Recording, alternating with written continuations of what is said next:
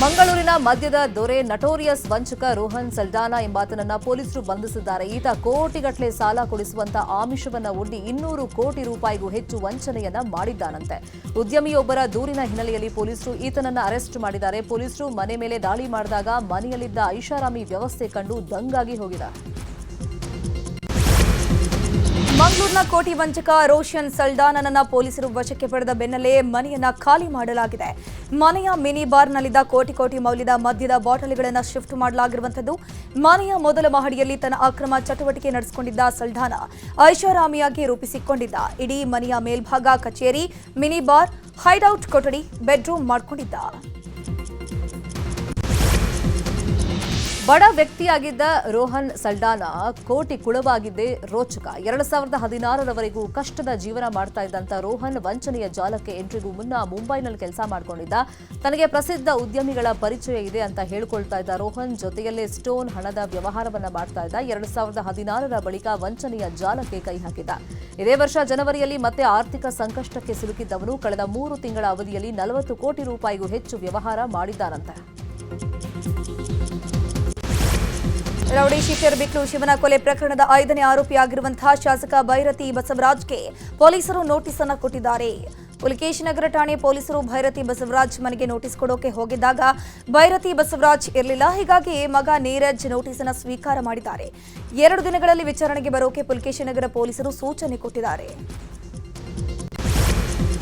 ಬೆಂಗಳೂರಿನ rowdy sheeter ಬಿಕ್ಲಾ ಶಿವನ ಹತ್ಯೆ ಪ್ರಕರಣ ಸಂಬಂಧ ಪೊಲೀಸರು ತನಿಖೆ ಚುರುಕುಗೊಳಿಸ್ತಾ ಇದ್ದಾರೆ. ಈ ಮಧ್ಯೆ ಆರೋಪಿಗಳ ಜೊತೆಗೆ ಪೊಲೀಸರೇ ಶಾಮೀಲಾಗಿರೋ ಶಂಕೆ ಕೂಡ ವ್ಯಕ್ತವಾಗ್ತಾ ಇದೆ. ಹೀಗಾಗಿ ಪೊಲೀಸರ ಬಗ್ಗೆ ತನಿಖೆಗೆ ಹಲಸೂರು ಎಸಿಪಿ ರಂಗಪ್ಪ ನೇತೃತ್ವದ ತಂಡ ರಚನೆ ಮಾಡಲಾಗಿದೆ. ರಾಮಮೂರ್ತಿ ನಗರ ಠಾಣೆಯ ಕೆಲ ಸಿಬ್ಬಂದಿ ಬಗ್ಗೆ ತನಿಖೆ ನಡೆಯಲಿದ್ದು, ಕೊಲೆಗೆ ಪ್ರೀಪ್ಲಾನ್ ದಿನದಿಂದಲೂ ಪೊಲೀಸರು ಆರೋಪಿಗಳ ಸಂಪರ್ಕದಲ್ಲಿರುವುದು ಪತ್ತೆಯಾಗಿದೆ.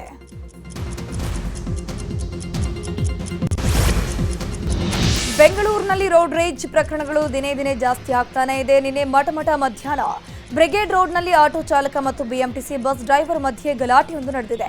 ರೋಡ್ ರೇಜ್ ಬಗ್ಗೆ ಆಟೋ ಚಾಲಕ ಬಿಎಂಟಿಸಿ ಬಸ್ ಚಾಲಕನನ್ನ ಬಸ್ಗೆ ಅಡ್ಡಲಾಗಿ ನಿಂತು ಪ್ರಶ್ನಿಸೋಕೆ ಮುಂದಾಗಿದ್ದಾನೆ. ಈ ವೇಳೆ ಆಟೋ ಚಾಲಕನ ಮೇಲೆಗೆ ಬಸ್ ಹರಿಸೋಕೆ ಬಿಎಂಟಿಸಿ ಬಸ್ ಚಾಲಕ ಮುಂದಾಗಿದ್ದಾನೆ. ಅಲ್ಲಿದ್ದ ಕೆಲ ಸಾರ್ವಜನಿಕರ ಮೊಬೈಲ್ನಲ್ಲಿ ವಿಡಿಯೋ ರೆಕಾರ್ಡ್ ಆಗಿದ್ದು, ಈ ಬಗ್ಗೆ ಯಾವುದೇ ದೂರು ಕೂಡ ದಾಖಲಾಗಿಲ್ಲ.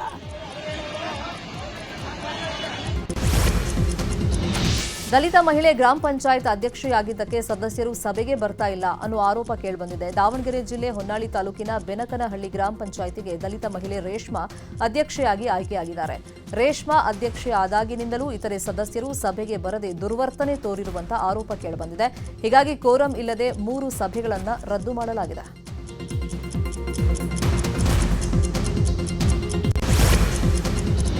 ಬೆಂಗಳೂರು ಹೊರವಲಯ ಆನೇಕಲ್ ತಾಲೂಕಿನ ನೆಕ್ಕುಂದಿ ದೊಮ್ಮಸಂದ್ರದ ಸರ್ಕಾರಿ ಶಾಲೆಯಲ್ಲಿ ಶೌಚಾಲಯವಿಲ್ಲದೆ ಮಕ್ಕಳು ಪರದಾಡ್ತಾ ಇದ್ದಾರೆ. ಶೌಚಾಲಯವಿಲ್ಲದೆ ಮಕ್ಕಳು ಬಯಲಿನಲ್ಲೇ ಮಲ ಮೂತ್ರ ವಿಸರ್ಜನೆಗೆ ತೆರಳಬೇಕಾದಂಥ ಪರಿಸ್ಥಿತಿ ಎದುರಾಗಿದೆ. ಅಲ್ಲದೆ ಅಲ್ಲೂ ಕೂಡ ಜಮೀನು ಮಾಲೀಕರ ಕಿರುಕುಳಕ್ಕೆ ಒಳಗಾಗಬೇಕಾಗಿದೆ. ರಾಜ್ಯ ಪೊಲೀಸ್ ಇಲಾಖೆಯಿಂದ ಮನೆ ಮನೆಗೆ ಪೊಲೀಸ್ ಎಂಬ ವಿನೂತನ ಕಾರ್ಯಕ್ರಮ ಇಂದು ಉದ್ಘಾಟನೆಯಾಗಲಿದೆ. ಬೆಂಗಳೂರಿನ ಗೋವಿಂದರಾಜನಗರ ಠಾಣಾ ವ್ಯಾಪ್ತಿಯ ಎಎಂಸಿ ಲೇಔಟ್ನಲ್ಲಿ ಕಾರ್ಯಕ್ರಮ ಆಯೋಜಿಸಲಾಗಿರುವಂಥದ್ದು.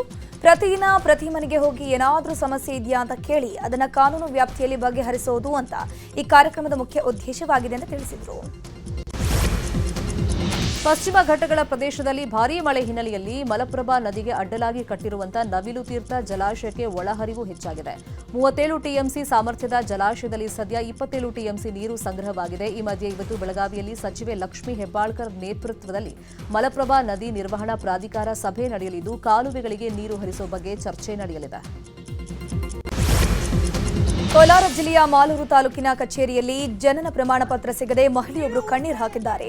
ಕೇವಲ 1-2 ದಿನದಲ್ಲಿ ಸಿಗಬಹುದಾದ ಜನನ ಪ್ರಮಾಣ ಪತ್ರಕ್ಕಾಗಿ ಮಹಿಳೆಯೊಬ್ಬರು 10 ದಿನಗಳಿಂದಲೂ ಕಚೇರಿಗೆ ಅಲೆದಾಡ್ತಾ ಇದ್ದಾರೆ. ವಿಚಾರ ತಿಳಿದು ಸ್ಥಳಕ್ಕೆ ಆಗಮಿಸಿದ ಮಾಲೂರಿನ ತಹಶೀಲ್ದಾರ್ ಡಿ ರೂಪಾ ಸಿಬ್ಬಂದಿಗೆ ತರಾಟೆಗೆ ತೆಗೆದುಕೊಂಡರು. ಖುದ್ದು ತಾವೇ ಜನನ ಪ್ರಮಾಣ ಪತ್ರವನ್ನು ವಿತರಿಸಿದ್ರು.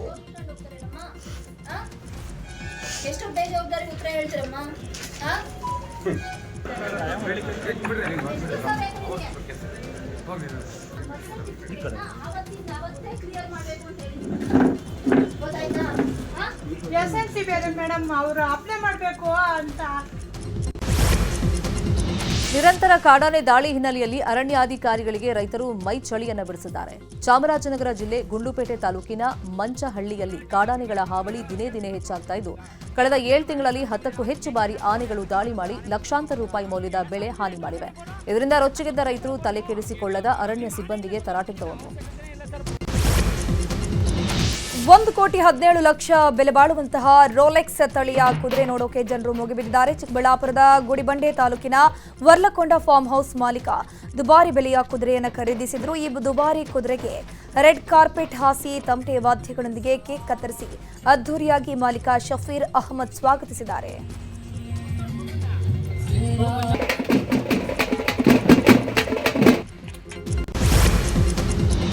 ಆಷಾಢ ಮಾಸದ ಕೊನೆ ಶುಕ್ರವಾರ ಹಿನ್ನೆಲೆಯಲ್ಲಿ ಮೈಸೂರಿನ ಚಾಮುಂಡಿ ಬೆಟ್ಟದಲ್ಲಿ ವಿಶೇಷ ಪೂಜಾ ಕೈಂಕರ್ಯಗಳನ್ನು ನೆರವೇರಿಸಲಾಗ್ತಾ ಇದೆ. ಸಿಂಹವಾಹಿನಿ ಅಲಂಕಾರದಲ್ಲಿ ಚಾಮುಂಡೇಶ್ವರಿ ದೇವಿ ಕಂಗೊಳಿಸ್ತಾ ಇದ್ದು, ಮುಂಜಾನೆಯಿಂದಲೇ ಸರತಿ ಸಾಲಲ್ಲಿ ನಿಂತು ಭಕ್ತರು ದೇವಿ ದರ್ಶನವನ್ನು ಪಡ್ಕೊಳ್ತಾ ಇದ್ದಾರೆ. ಇನ್ನು ಉತ್ಸವ ಮೂರ್ತಿಗೆ ವಿವಿಧ ಬಗೆಯ ಹೂವು ಹಾಗೂ ನವಿಲಿನ ಹಾರದ ಅಲಂಕಾರವನ್ನು ಮಾಡಲಾಗಿದ್ದು, ದೇಗುಲದ ಆವರಣವನ್ನು ಸಂಪೂರ್ಣ ಹೂಗಳಿಂದ ಸಿಂಗರಿಸಲಾಗಿದೆ. ಆಷಾಢ ಮಾಸದ ಕೊನೆಯ ಶುಕ್ರವಾರ ಹಿನ್ನೆಲೆ ಚಾಮುಂಡಿ ಬೆಟ್ಟಕ್ಕೆ ವಿಜಯೇಂದ್ರ ಕುಟುಂಬ ಭೇಟಿ ನೀಡಿ ಚಾಮುಂಡೇಶ್ವರಿಗೆ ವಿಶೇಷ ಪೂಜೆಯನ್ನು ಸಲ್ಲಿಸಿದ್ದಾರೆ. ಇನ್ನು ಮಾಜಿ ಸಚಿವ ಎಚ್ ಡಿ ರೇವಣ್ಣ ಕೂಡ ಪತ್ನಿ ಭವಾನಿ, ಪುತ್ರ ಸೂರಜ್ ಜೊತೆ ಚಾಮುಂಡಿ ಬೆಟ್ಟಕ್ಕೆ ಆಗಮಿಸಿ ಚಾಮುಂಡೇಶ್ವರಿ ತಾಯಿಯ ದರ್ಶನ ಪಡೆಕೊಂಡರು.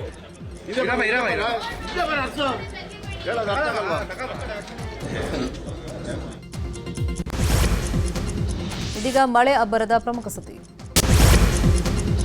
ರಾಜ್ಯಾದ್ಯಂತ ಮಳೆ ಅಬ್ಬರ ಮುಂದುವರೆದಿದೆ. ಕರಾವಳಿ, ಮಲೆನಾಡು ಭಾಗದಲ್ಲಿ ಧಾರಾಕಾರವಾಗಿ ಮಳೆ ಸುರಿತಾ ಇದೆ. ಕೊಡಗು ಜಿಲ್ಲೆಯಲ್ಲಿ ಇವತ್ತು ಭಾರೀ ಮಳೆ ಬಗ್ಗೆ ಹವಾಮಾನ ಇಲಾಖೆ ಮುನ್ಸೂಚನೆಯನ್ನ ಕೊಟ್ಟಿದೆ. ಹೀಗಾಗಿ ಜಿಲ್ಲೆಯ ಶಾಲಾ ಕಾಲೇಜುಗಳಿಗೆ ರಜೆ ಘೋಷಿಸಿ ಜಿಲ್ಲಾಧಿಕಾರಿ ವೆಂಕಟ್ ಆದೇಶವನ್ನು ಹೊರಡಿಸಿದ್ದಾರೆ. ಇನ್ನು ದಕ್ಷಿಣ ಕನ್ನಡ, ಉಡುಪಿ, ಶಿವಮೊಗ್ಗ ಸೇರಿದಂತೆ 10 ಜಿಲ್ಲೆಗಳಿಗೆ ಇವತ್ತು ಆರೆಂಜ್ ಅಲರ್ಟ್ ಘೋಷಣೆ ಮಾಡಲಾಗಿದೆ.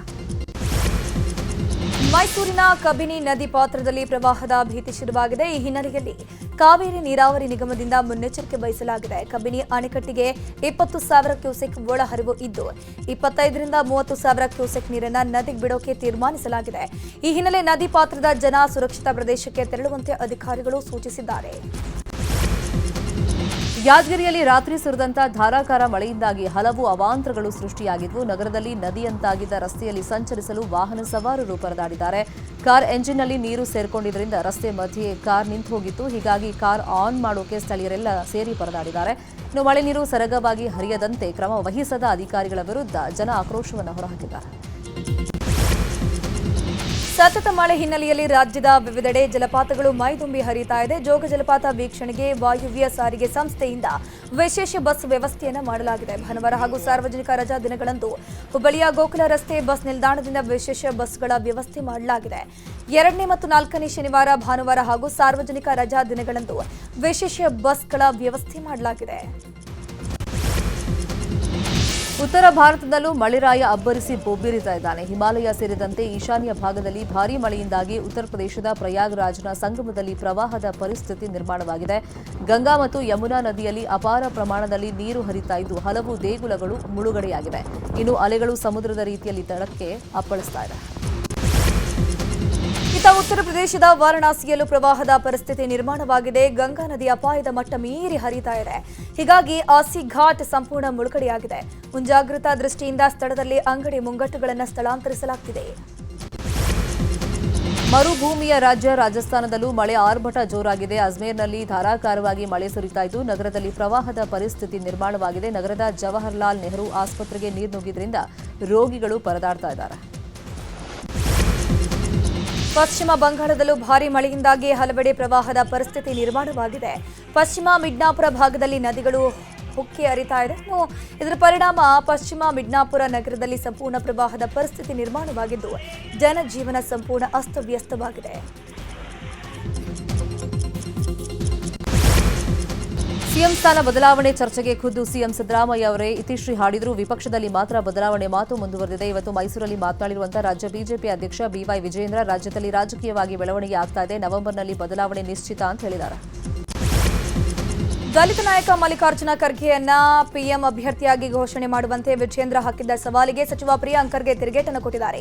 ಬೆಂಗಳೂರಿನಲ್ಲಿ ಮಾತನಾಡಿರುವಂತಹ ಅವರು, ವಿಜೇಂದ್ರ ಮೊದಲು ತಮ್ಮ ಕುರ್ಚಿ ಬಗ್ಗೆ ಯೋಚನೆ ಮಾಡಲಿ. ಒಂದು ಬಣ ಅವರನ್ನ ತೆಗಿಬೇಕು ಅಂತ, ಮತ್ತೊಂದು ಬಣ ಆರ್ ಅಶೋಕ್ ಅವರನ್ನ ತೆಗಿಬೇಕು ಅಂತ ಇದೆ. ಇಂಥದ್ರಲ್ಲಿ ನಮ್ಮ ಪಕ್ಷದ ವಿಷಯ ನಿಮಗ್ಯಾಕ್ರಿ ಅಂತ ತಿರುಗೇಟನ್ನು ಕೊಟ್ಟಿದ್ದಾರೆ. ಬೆಂಗಳೂರನ್ನು 5 ಭಾಗಗಳಾಗಿ ಮರು ವಿಂಗಡಣೆ ಮಾಡಲು ಸರ್ಕಾರ ನಿರ್ಧರಿಸಿದೆ. ಬಿಎಸ್ ಪಾಟೀಲ್ ನೇತೃತ್ವದ ಸಮಿತಿ ವರದಿಯನ್ನು ಪರಿಗಣಿಸಲು ತೀರ್ಮಾನಿಸಲಾಗಿದೆ. ಅದರಂತೆ ಬೆಂಗಳೂರು ಪೂರ್ವ, ಪಶ್ಚಿಮ, ಉತ್ತರ, ದಕ್ಷಿಣ, ಕೇಂದ್ರ ವಿಭಾಗಗಳಾಗಿ ವಿಂಗಡಣೆ ಮಾಡಲಿದ್ದು, ಎಲೆಕ್ಟ್ರಾನಿಕ್ ಸಿಟಿ, ಸರ್ಜಾಪುರ, ಕುಂಬಳಗೋಡು, ಬಿಡದಿ, ಮಾಗಡಿ ರಸ್ತೆ, ಕಗ್ಗಲೀಪುರ ಸೇರಿದಂತೆ ಹೊರವಲಯದ ವಿಸ್ತರಣೆಯಾಗಲಿದೆ. ನೆಲಮಂಗಲ, ಹೊಸಕೋಟೆ, ಬಿಡದಿ, ರಾಮನಗರ, ಕನಕಪುರ, ದೇವನಹಳ್ಳಿ ಬಿಬಿಎಂಪಿ ವ್ಯಾಪ್ತಿಗೆ ಸೇರಿಸುವಂತ ಸಾಧ್ಯತೆ ಇದೆ. ಬಿಬಿಎಂಪಿ ವಿಭಜನಾ ಸಮಿತಿ ಅಧ್ಯಕ್ಷರು ಈ ಬಗ್ಗೆ ಮಾಹಿತಿಯನ್ನು ಕೊಟ್ಟಿದ್ದಾರೆ. ಇಡಿ ಅಧಿಕಾರಿಗಳು ಶಾಸಕ ಕೆವೈ ನಂಜೇಗೌಡ ಒಡೆತನದ ಆಸ್ತಿ ಮುಟ್ಟುಗೋಲು ಹಾಕಿಕೊಂಡಿದ್ದಾರೆ. ಈ ವಿಚಾರವಾಗಿ ಮಾಲೂರು ಶಾಸಕ ಕೆವೈ ನಂಜೇಗೌಡ ರಿಯಾಕ್ಷನ್ ಕೊಟ್ಟಿದ್ದು, ನಾನು 100 ಕೋಟಿ ಒಡೆಯ ಅಂತ ಎಲ್ಲರೂ ಭಾವಿಸಿದ್ರು. ಆದರೆ ನನ್ನ ಸ್ಥಿರಾಸ್ತಿ ಚರಾಸ್ತಿ 1.32 ಕೋಟಿ ರೂಪಾಯಿ ಅಷ್ಟೇ.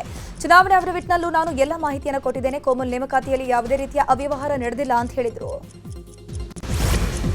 ಬಿಜೆಪಿ ಶಾಸಕ ಪ್ರಭು ಚೌಹಾಣ್ ಪುತ್ರನ ವಿರುದ್ಧ ವಂಚನೆಯ ಆರೋಪ ಕೇಳಿಬಂದಿದೆ. ಪ್ರತೀಕ್ ಚೌಹಾಣ್ ವಿರುದ್ಧ ಮಹಿಳಾ ಆಯೋಗಕ್ಕೆ ಯುವತಿಯೊಬ್ಬರು ದೂರನ್ನು ಕೊಟ್ಟಿದ್ದಾರೆ. 2023 ಡಿಸೆಂಬರ್ 25ರಂದು ಪ್ರತೀಕ್ ಚೌಹಾಣ್ ನಿವಾಸದಲ್ಲಿ ಇಬ್ಬರಿಗೂ ನಿಶ್ಚಿತಾರ್ಥ ಆಗಿದೆ. ಬಳಿಕ ಮಹಾರಾಷ್ಟ್ರದ ಲಾತೂರ್ಗೆ ಪ್ರತೀಕ್ ನನ್ನನ್ನು ಕರ್ಕೊಂಡು ಹೋಗಿ ದೈಹಿಕ ಸಂಪರ್ಕವನ್ನು ಬೆಳೆಸಿದ್ದಾನೆ. ಈಗ ಮದುವೆ ಆಗೋದಕ್ಕೆ ಪ್ರತೀಕ್ ನಿರಾಕರಿಸ್ತಾ ಇದ್ದಾನೆ. ಈ ಬಗ್ಗೆ ದೂರು ಕೊಟ್ಟರು ಪೊಲೀಸರು ಸ್ವೀಕರಿಸ್ತಾ ಇಲ್ಲ ಅಂತ ಆರೋಪವನ್ನು ಮಾಡಲಾಗಿದೆ. ಈಗ ಕ್ರೈಮ್ ಲೋಕದ ಪ್ರಮುಖ ಸುದ್ದಿಗಳು. ರೇಣುಕಾಸ್ವಾಮಿ ಕೊಲೆ ಆರೋಪಿ ನಟ ದರ್ಶನ್ಗೆ ಕೊಂಚ ರಿಲೀಫ್ ಸಿಕ್ಕಿದೆ. ಜಾಮೀನು ರದ್ದು ಕೋರಿ ರಾಜ್ಯ ಸರ್ಕಾರ ಸಲ್ಲಿಸಿರುವ ಮೇಲ್ಮನವಿ ಅರ್ಜಿ ನಿನ್ನೆ ಸುಪ್ರೀಂ ಕೋರ್ಟ್ನಲ್ಲಿ ನಡೆಯಿತು. ನ್ಯಾಯಮೂರ್ತಿ ಜೆಬಿ ಪರ್ತಿವಾಲ ಮತ್ತು ಆರ್ ಮಹದೇವನವರ ದ್ವಿಸದಸ್ಯ ಪೀಠದಲ್ಲಿ ವಿಚಾರಣೆ ನಡೆದಿತ್ತು. ವಾದ ಪ್ರತಿವಾದ ಆಲಿಸಿದ ಸುಪ್ರೀಂ ಕೋರ್ಟ್ ಜುಲೈ 22ಕ್ಕೆ ವಿಚಾರಣೆಯನ್ನು ಮುಂದೂಡಿತು. ಅಂತ್ಯ ತೀರ್ಪು ಕೂಡ ಪ್ರಕಟಿಸುವಂತಹ ಬಗ್ಗೆ ಪೀಠ ತಿಳಿಸಿದೆ. 2 ಗುಂಪುಗಳ ನಡುವೆ ಗ್ಯಾಂಗ್ ವಾರ್ ನಡೆದಿರುವಂತಹ ಘಟನೆ ಬೆಂಗಳೂರು ದಕ್ಷಿಣ ಜಿಲ್ಲೆ ರಾಮನಗರ ತಾಲೂಕಿನ ಅಚ್ಚಲುದೊಡ್ಡಿ ಗ್ರಾಮದ ಬಳಿಯಲ್ಲಿ ನಡೆದಿದೆ. ಸೀಸರ್ ಸಿದ್ದ ಟೀಮ್ ಹಾಗೂ ಪಾದರಹಳ್ಳಿ ಸಂಜು ಟೀಮ್ ಅನ್ನೋರ ನಡುವೆ ಹೊಡಿಬಡಿಯಾಗಿದೆ. ಒಂಟಿ ಮನೆಯಲ್ಲಿ ಇದ್ದ ಸಿದ್ದನ ಟೀಮ್ ಮೇಲೆ ಸಂಜು ಟೀಮ್ ಅಟ್ಯಾಕ್ ಮಾಡಿದೆ. ಹಣಕಾಸು ವಿಚಾರಕ್ಕೆ ದಾಳಿ ನಡೆದಿದ್ದು 4 ಗಾಯ ಆಗಿದೆ. ರಾಮನಗರ ಗ್ರಾಮಾಂತರ ಪೊಲೀಸ್ ಠಾಣಾ ವ್ಯಾಪ್ತಿಯಲ್ಲಿ ಘಟನೆ ನಡೆದಿದೆ. ಬೆಂಗಳೂರಿನಾದ್ಯಂತ 40 ಖಾಸಗಿ ಶಾಲೆಗಳಿಗೆ ಇಮೇಲ್ ಬಾಂಬ್ ಬೆದರಿಕೆ ಹಾಕಲಾಗಿದೆ. ಆರ್ಆರ್ ನಗರ, ಕೆಂಗೇರಿ ಸೇರಿದಂತೆ ಹಲವು ಶಾಲೆಗಳಿಗೆ ಬಾಂಬ್ ಬೆದರಿಕೆಯ ಮೇಲ್ ಬಂದಿದೆ. ಇನ್ನು ಶಾಲಾ ತರಗತಿಯಲ್ಲಿ ಚಿಲವನ್ನಿಟ್ಟು ಸ್ಫೋಟಕವನ್ನು ಇಟ್ಟಿದ್ದೇನೆ. ಬ್ಲಾಕ್ ಕಲರ್ ಪ್ಲಾಸ್ಟಿಕ್ ಬ್ಯಾಗ್ನಲ್ಲಿ ಸ್ಫೋಟಕವನ್ನು ಇರಿಸಲಾಗಿದೆ. ನಾನು ಪ್ರಪಂಚದ ಪ್ರತಿಯೊಬ್ಬರ ಹತ್ಯೆ ಮಾಡ್ತೀನಿ, ಒಬ್ಬನೂ ಕೂಡ ಬದುಕುಳಿಯೋಕೆ ಸಾಧ್ಯವೇ ಇಲ್ಲ. ಈ ಸುದ್ದಿ ಕಂಡು ನಾನು ಸಂತೋಷ ಪಡ್ತೀನಿ ಹಾಗೂ ನಗ್ತೀನಿ. ಮಕ್ಕಳು ಅಂಗವಿಕಲರಾಗೋದು ಪೋಷಕರು ಅದನ್ನು ನೋಡಬೇಕು. ಅದನ್ನು ಕಂಡು ನಾನು ಖುಷಿ ಪಡ್ತೀನಿ. ನೀವೆಲ್ಲರೂ ಕಷ್ಟ ಅನುಭವಿಸಲೇಬೇಕು ಅಂತ ಇಮೇಲ್ನಲ್ಲಿ ಬರೆಯಲಾಗಿದೆ. ವಿಷಯ ತಿಳಿಯುತ್ತಿದ್ದಂತೆ ಸ್ಥಳಕ್ಕೆ ಪೊಲೀಸರು ಬಾಂಬ್ ನಿಷ್ಕ್ರಿಯ ದಳ ತೆರಳಿ ಪರಿಶೀಲನೆ ಮಾಡಿದರು. ಛತ್ತೀಸ್ಗಢದ ಮಾಜಿ ಮುಖ್ಯಮಂತ್ರಿ ಭೂಪೇಶ್ ಬಘೇಲ್ ಅವರ ನಿವಾಸದ ಮೇಲೆ ಇಡಿ ದಾಳಿ ನಡೆಸಿದೆ. ಬಘೇಲ್ ಪುತ್ರ ಚೈತನ್ಯ ಬಘೇಲ್ ವಿರುದ್ಧ ಮದ್ಯ ಹಗರಣ ಕುರಿತಂತೆ ಹಲವು ಆರೋಪಗಳಿದ್ದು ಪಿಎಂಎಲ್ಎ ಅಡಿ ದೂರು ದಾಖಲಾಗಿತ್ತು. ಹೀಗಾಗಿ ತನಿಖೆ ಚುರುಕುಗೊಳಿಸಿರುವಂತಹ ಇಡಿ ಅಧಿಕಾರಿಗಳು ರಾಯ್ಪುರದ ಭಿಲಾಯಿ ಪಟ್ಟಣದ ನಿವಾಸ ಸೇರಿ ಹಲವೆಡೆ ದಾಳಿ ನಡೆಸಿ ಪರಿಶೀಲಿಸುತ್ತಾ ಇದ್ದಾರೆ. ದೆಹಲಿಯ ಬಲಸ್ವಾ ಏರಿಯಾದಲ್ಲಿ ಮನೆ ಮುಂದೆ ಪಾರ್ಕಿಂಗ್ ವಿಚಾರಕ್ಕೆ 2 ಗುಂಪುಗಳ ಮಧ್ಯೆ ಘರ್ಷಣೆಯಾಗಿದೆ. ಘರ್ಷಣೆ ವಿಕೋಪಕ್ಕೆ ತಿರುಗಿ ಪರಸ್ಪರ ಕಲ್ಲು ತೂರಾಟ ಮಾಡಿದ್ದು ಹಲವರಿಗೆ ಗಾಯ ಆಗಿದೆ. ಮುಂಜಾಗ್ರತಾ ಕ್ರಮವಾಗಿ ಸ್ಥಳದಲ್ಲಿ ಹೆಚ್ಚುವರಿ ಪೊಲೀಸರನ್ನು ನಿಯೋಜನೆ ಮಾಡಲಾಗಿದೆ. ಕೇರಳದ ತ್ರಿಶೂರಿನ ವೇದಕುನಾಥ ದೇಗುಲದಲ್ಲಿ ಉತ್ಸವ ನಡೆಯುತ್ತಾ ಇದೆ. ಉತ್ಸವದ ಅಂಗವಾಗಿ ದೇಗುಲದ ಆವರಣದಲ್ಲಿ 100 ಆನೆಗಳಿಗೆ ಪೂಜೆ ನೆರವೇರಿಸಲಾಯಿತು. ಈ ವೇಳೆ ಕೇಂದ್ರ ಸಚಿವ ಸುರೇಶ್ ಗೋಪಿ ಸೇರಿ ಹಲವರು ಭಾಗಿಯಾಗಿದ್ದರು.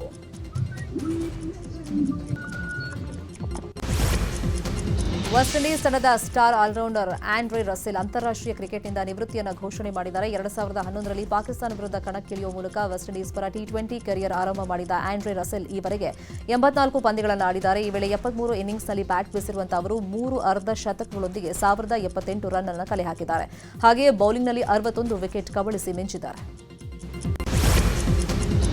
ಬೆಕೆನ್ಹ್ಯಾಮ್ನಲ್ಲಿ ನಡೆಯಲಿರುವಂತಹ ಭಾರತ ಇಂಗ್ಲೆಂಡ್ ನಡುವಿನ 4ನೇ ಟೆಸ್ಟ್ ಪಂದ್ಯಕ್ಕೆ ಈಗಾಗಲೇ ಟೀಮ್ ಇಂಡಿಯಾ ಅಭ್ಯಾಸ ಆರಂಭಿಸಿದೆ.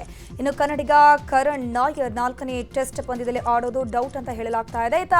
ವೇಗಿ ಜಸ್ಪ್ರೀತ್ ಬುಮ್ರಾ ಕೂಡ ತಂಡದಲ್ಲಿ ಇರಲ್ಲ ಎನ್ನಲಾಗ್ತಾ ಇದೆ. ಇನ್ನು ಸರಣಿ ಕೈವಶ ಮಾಡಿಕೊಳ್ಳೋಕೆ 4ನೇ ಪಂದ್ಯ ಗೆಲ್ಲಲೇಬೇಕಾದ ಒತ್ತಡದಲ್ಲಿ ಟೀಮ್ ಇಂಡಿಯಾ ಇದೆ. ಸುಪ್ರೀಂ ಕೋರ್ಟ್ನಲ್ಲಿ ಜಾಮೀನು ಅರ್ಜಿ ವಿಚಾರಣೆಯ ಆತಂಕದ ನಡುವೆಯೂ ನಟ ದರ್ಶನ್ ಭರ್ಜರಿ ಪಾರ್ಟಿಯನ್ನು ಮಾಡಿದ್ದಾರೆ. ಥೈಲ್ಯಾಂಡ್ನಲ್ಲಿ ಡೆವಿಲ್ ಚಿತ್ರದ ಚಿತ್ರೀಕರಣದ ಮಧ್ಯೆ ಭರ್ಜರಿ ಪಾರ್ಟಿಯಾಗಿದೆ. ಕಳೆದ 3 ದಿನಗಳಿಂದ ಚಿತ್ರೀಕರಣದಲ್ಲಿ ಪಾಲ್ಗೊಂಡಿದ್ದು ಮಧ್ಯೆ ಬಿಡುವನ್ನು ಮಾಡಿಕೊಂಡು ಪಾರ್ಟಿಯನ್ನು ಮಾಡಿದ್ದಾರೆ. ಚಿತ್ರತಂಡದ ಜೊತೆ ಪಾರ್ಟಿ ಮಾಡಿರುವಂತಹ ದೃಶ್ಯಗಳು ವೈರಲ್ ಆಗ್ತಾ ಇವೆ. ರಾಜ್ಕುಮಾರ್ ಕುಟುಂಬದ ಶ್ರೀ ವಜ್ರೇಶ್ವರಿ ಕಂಬೈನ್ ಸಂಸ್ಥೆಯು 50 ವರ್ಷಗಳನ್ನು ಪೂರೈಸಿದೆ. ಈ ಪಯಣದ ಪ್ರತಿಯೊಂದು ನೆನಪು, ಪ್ರತಿಯೊಂದು ಮೈಲಿಗಲ್ಲು ಇಂದಿಗೂ ಕೂಡ ಜೀವಂತವಾಗಿದೆ. 50 ವರ್ಷದ ನೆನಪುಗಳ ಸಣ್ಣ ತುಣುಕೊಂದನ್ನ ಅಶ್ವಿನಿ ಪುನೀತ್ ರಾಜ್ಕುಮಾರ್ ಹಂಚಿಕೊಂಡಿದ್ದಾರೆ. ಖ್ಯಾತ ನಿರೂಪಕಿ ಅನುಶ್ರೀಗೆ ಕಂಕಣ ಭಾಗ್ಯ ಕೂಡಿ ಬಂದಿದೆ. ಆಗಸ್ಟ್ನಲ್ಲಿ ಕೊಡಗು ಮೂಲದ ಉದ್ಯಮಿ ಜೊತೆಯಲ್ಲಿ ಅನುಶ್ರೀ ಸಪ್ತಪದಿ ತುಳಿಯಲಿದ್ದಾರೆ. ಬೆಂಗಳೂರಲ್ಲಿ ಅದ್ದೂರಿಯಾಗಿ ಮದುವೆ ಕಾರ್ಯಕ್ರಮಗಳು ನಡೆಯಲಿವೆ. ಆಗಸ್ಟ್ 28ಕ್ಕೆ ಮದುವೆ ನಿಗದಿಯಾಗಿದೆ ಅನ್ನೋ ಮಾಹಿತಿ ಇದೆ. ದಿವಂಗತ ನಟ ಸಾಹಸ ಸಿಂಹ ವಿಷ್ಣುವರ್ಧನ್ಗೆ ಮರಣೋತ್ತರವಾಗಿ ಕರ್ನಾಟಕ ರತ್ನ ಪ್ರಶಸ್ತಿ ನೀಡುವಂತೆ ನಟ ಅನಿರುದ್ಧ್ ಸಿಎಂಗೆ ಮನವಿಯನ್ನು ಮಾಡಿಕೊಂಡಿದ್ದಾರೆ. ಸಿಎಂ ಗೃಹ ಕಚೇರಿಯಲ್ಲಿ ಭೇಟಿಯಾಗಿ ವಿಷ್ಣುವರ್ಧನ್ ಅವರ ಸಿನಿಮಾ ರಂಗದ ಸೇವೆ ಪರಿಗಣಿಸಿ ಮರಣೋತ್ತರವಾಗಿ ಕರ್ನಾಟಕ ರತ್ನ ಪ್ರಶಸ್ತಿ ನೀಡುವಂತೆ ಮನವಿ ಮಾಡಿದ್ರು. ಪುಷ್ಪಾ ಖ್ಯಾತಿಯ ಅಲ್ಲು ಅರ್ಜುನ್ ಸದ್ಯ ಅಮೆರಿಕದಲ್ಲಿದ್ದಾರೆ. ಪತ್ನಿ ಸ್ನೇಹಾ ರೆಡ್ಡಿ ಮತ್ತು ಮಕ್ಕಳಾದ ಅಲ್ಲು ಅರ್ಹಾ ಹಾಗೇನೆ ಅಲ್ಲು ಅಯಾನ್ ಅವರೊಂದಿಗೆ ಕಾಲ ಕಳೀತಾ ಇದ್ದಾರೆ. Allu Arjun ಅರ್ಹಾಳನ್ನ ಹಿಡಿದಿರುವಂತಹ sweet photo viral ಆಗ್ತಾ ಇದ್ದು, ಅದರ ಜೊತೆ ನಾಲ್ವರು ಮ್ಯಾಚಿಂಗ್ ಕಪ್ಪು ಬಟ್ಟೆ ಕ್ಲಿಕ್ಕಿಸಿರುವಂತಹ ಕುಟುಂಬದ ಫೋಟೋಗಳು ಅಭಿಮಾನಿಗಳ ಮನ ಗೆಲ್ತಾ ಇವೆ. ಮಹಾದೇವ ನಂತರ ವಿನೋದ್ ಪ್ರಭಾಕರ್ ನಟನೆಯಲ್ಲಿ ಬರ್ತಿರುವಂತಹ ಸಿನಿಮಾ ಬಲರಾಮನ ದಿನಗಳು. ಈ ಸಿನಿಮಾವನ್ನ ಕೆಎಂ ಚೈತನ್ಯ ನಿರ್ದೇಶನ ಮಾಡ್ತಾ ಇದ್ದಾರೆ. ಸದ್ಯ ಈ ಸಿನಿಮಾದ ಶೂಟಿಂಗ್ ಕಂಪ್ಲೀಟ್ ಆಗಿದ್ದು, ಪೋಸ್ಟ್ ಪ್ರೊಡಕ್ಷನ್ ಕೆಲಸ ಶುರು ಆಗಿದೆ.